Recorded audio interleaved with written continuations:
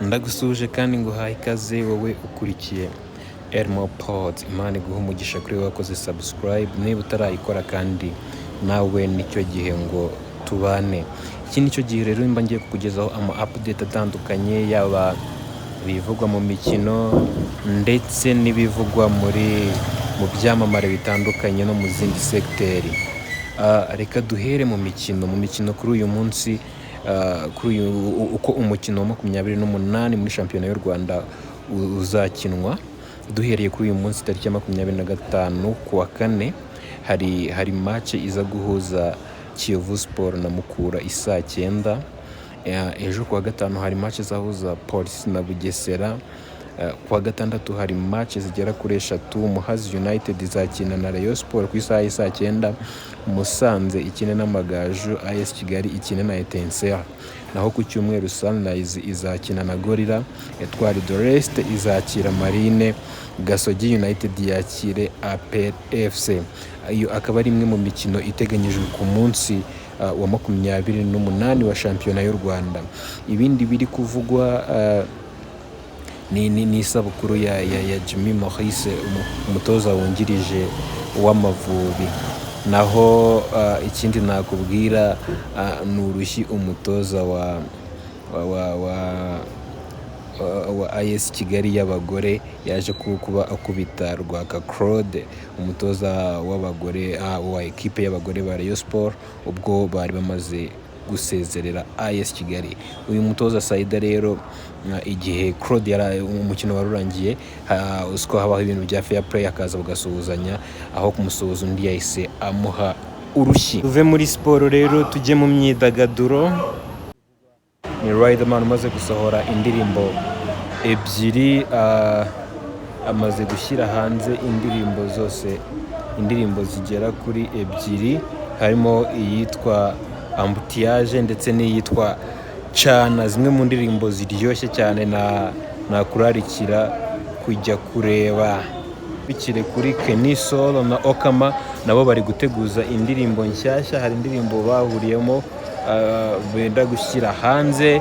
Ni nyuma y'uko Kenny Solo ashyize hanze indirimbo yitwa 2 in 1, yatuye umugore wiwe cyangwa se umufasha wiwe umutwitiye umwana, wenda bakaba bitegura kwakira uwo mwana. So rero hakaba hari indi benga ya Danje barimo kurarikira abantu ya Kenny Solo na Okama. Ikindi nakubwiye nuko umuhanzi Rugamba Ivry yerekeje mu gihugu cya Canada, aho afiteyo ibitaramo mu mujyi wa Vancouver ndetse na Toronto. Ni nyuma y'uko abonye manager witwa Gauchi, ariwe mujyanama mu bijyanye n'imiziki.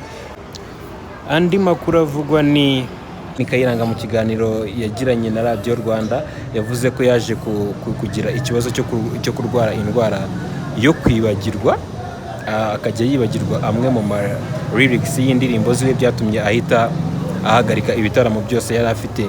Ibi byatewe nuko yari amaze kubura umubyeyi we umubyara, amaze gupfusha mama wiwe mu mwaka wa 2001, nibwo byamugizeho ingaruka, arwara iyo ndwara yo kwibagirwa.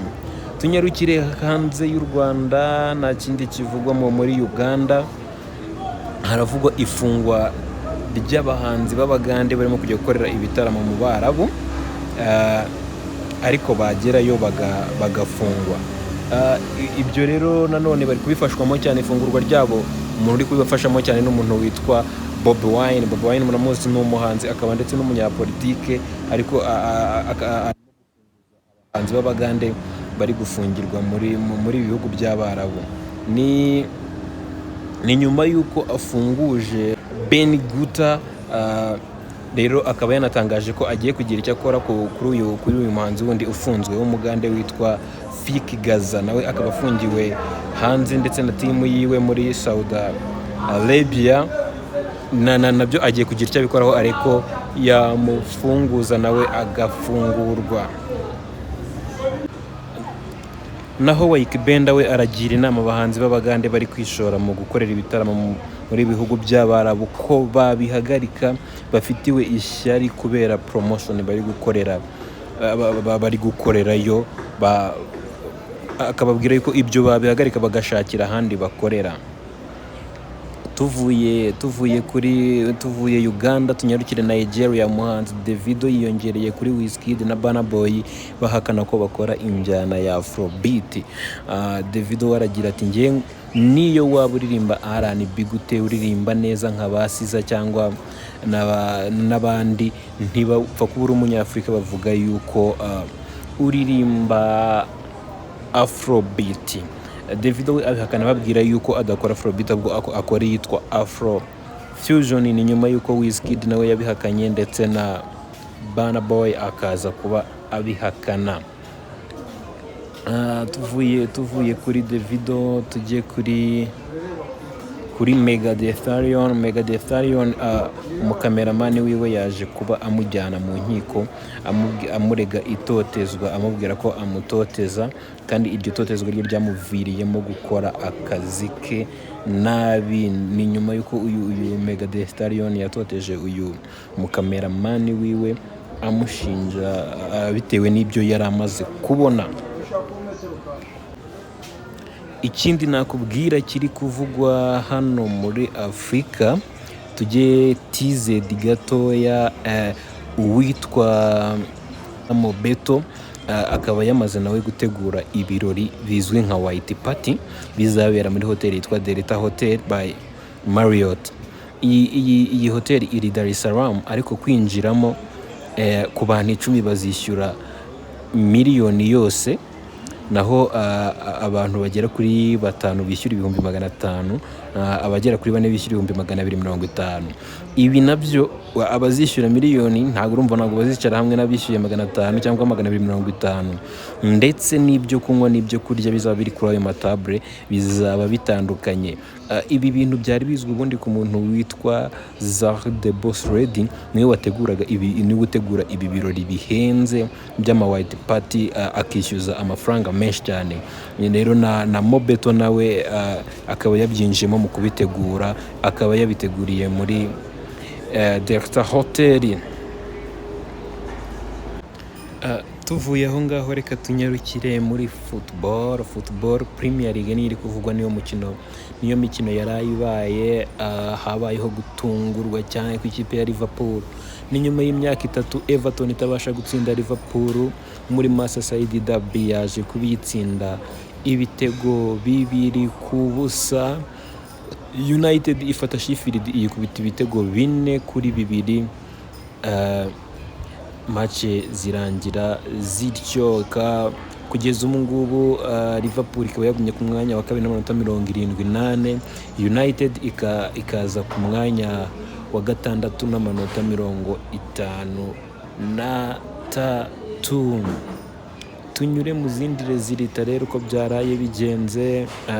Bournemouth yaje kubitsinda Wolves igitego 1-0. Crystal Palace itsinda Newcastle 2-0. Nibyo nababwiraga. Everton itsinda Liverpool 2-0. Manchester itsinda Sheffield ibitego 4-2. Mu yindi mikino yari yabaye twari twavuzeho ejo, Paris Saint-Germain yaje kubinyagira ruri ibitego 4-1. Marseille inganya na Nice 2-2. Monaco itsinda Lille igitego 1-0. Uyu munsi hari undi mukino witezwe muri Premier League. Umwe ni Manchester City iza kuba ijya gusura Brighton. Naho reka dusoreze muri Espagne muri equipe ya Barcelona. Umutoza Xavi Hernandez ni nyuma y'ibiganiro yaje kubagirana na equipe ya Barcelona bikarangira nta mwanzuro hamye bafashe, ariko bikaba biri gutangazwa yuko ashobora kuba yisubiye ku cyemezo yari yafashe ko umwaka utaha atazaba ari kumwe na Barcelona, ashobora kuzakomeza gutoza iyi equipe y'Abanyacatalone. Ndagushimiye we babanye natwe rero. Icyo nagusaba nuko wakora subscribe niba utarayikora, kandi niba nawe warayikoze ntukore indi. God bless you. Let's meet in the next video.